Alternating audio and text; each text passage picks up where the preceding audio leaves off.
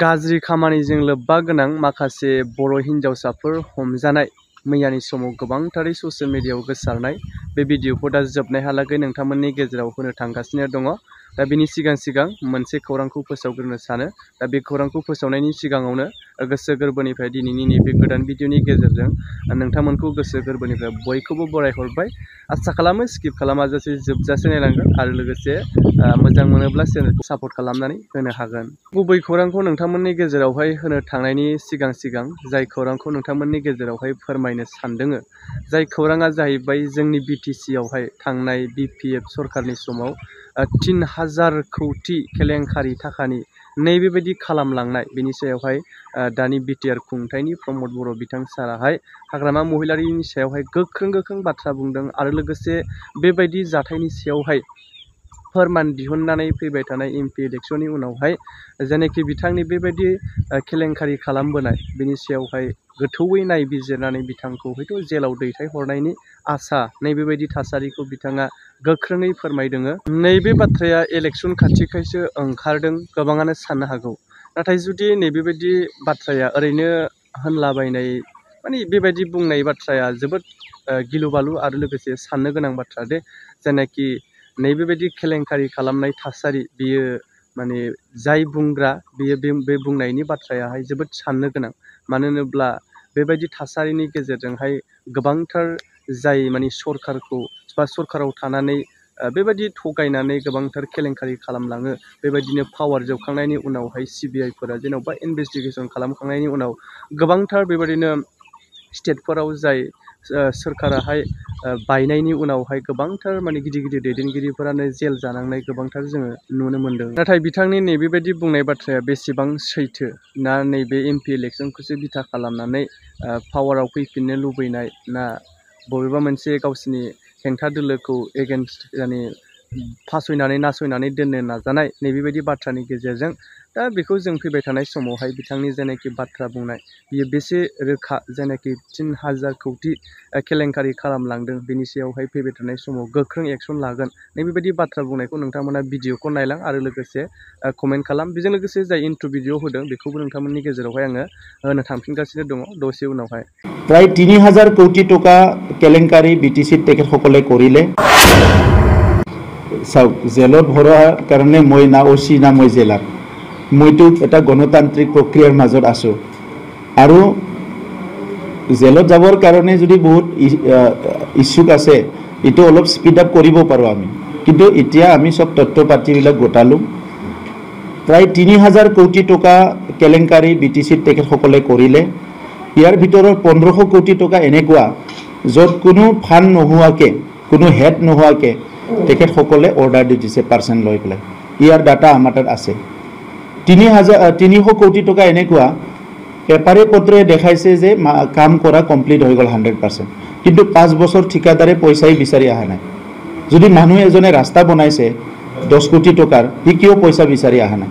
তাৰমানে এই 1500 কোটিৰ লগত আৰু 300 কোটি যোগ দিয়ক, 1800 কোটি টকা আপোনাৰ ডাইৰেক্ট কেলেংকাৰীত আহি গ'ল। বাকী 300-400 কোটি টকাৰ খুটা কম্বল ছাপ্লাই আছে। এই ছাপ্লায়াৰবিলাক ইয়াৰ নহয়, কোনোবা UPৰ, কোনোবা ৰাজস্থানৰ, কোনোবা অন্ধ্ৰপ্ৰদেশৰ, কোনোবা বেংগলোৰৰ। সেই মানুহবিলাকে দেখাইছে যে 32 কোটি টকাৰ ছাতি ছাপ্লাই আছে, কোনোবা কৈছে যে মোৰ খুটা ছাপ্লাই আছে 42 কোটি টকাৰ, কোনোবা কৈছে মোৰ 72 কোটি টকাৰ মানে কম্বল ছাপ্লাই আছে, এইবিলাক দেখাইছে। কিন্তু এতিয়া আমি হিচাপ কৰি চালোঁ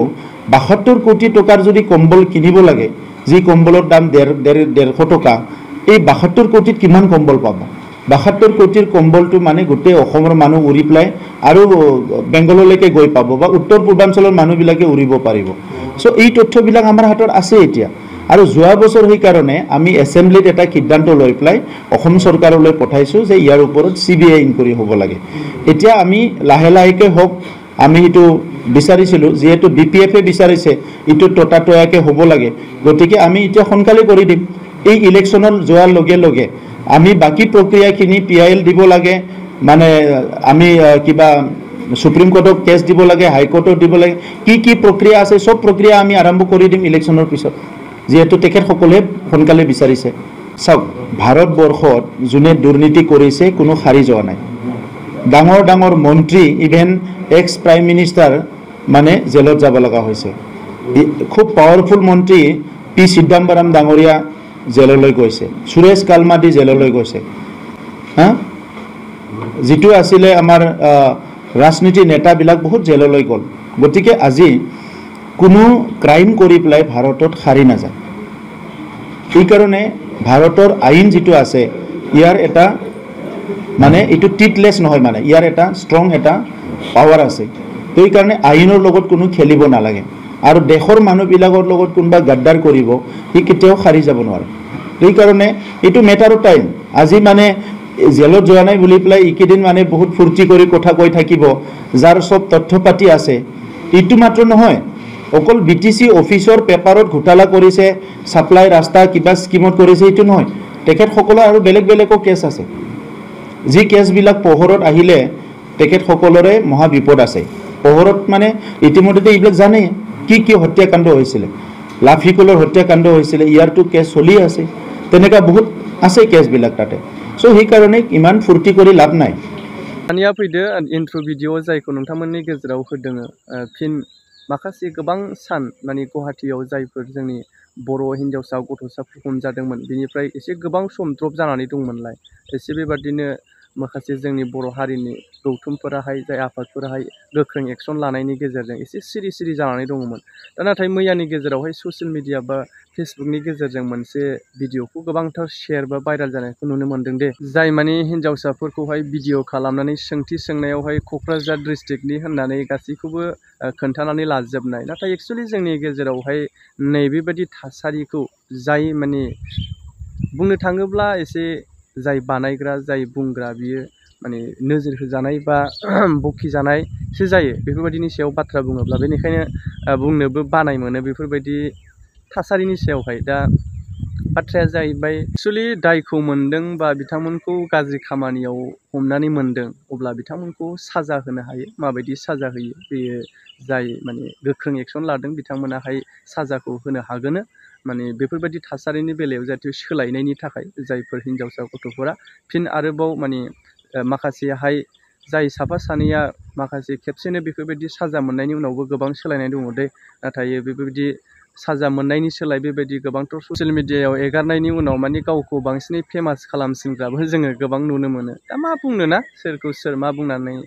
सोरनि गोसोखौ सोलायहोनो हानो माने जाय बुजायग्रा बिनि सायावसो बिथांनि माबा मोनसे जाय बुजायग्रा बिनि इमेजखौ डाउनाव दोननो हानाय बायदि बिथांनिबो माबा मोनसे गाज्रि फट'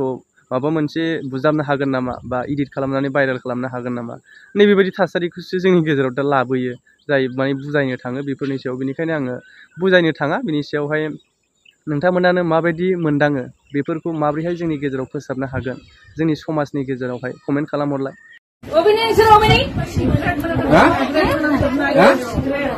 क'क्राझार नोंना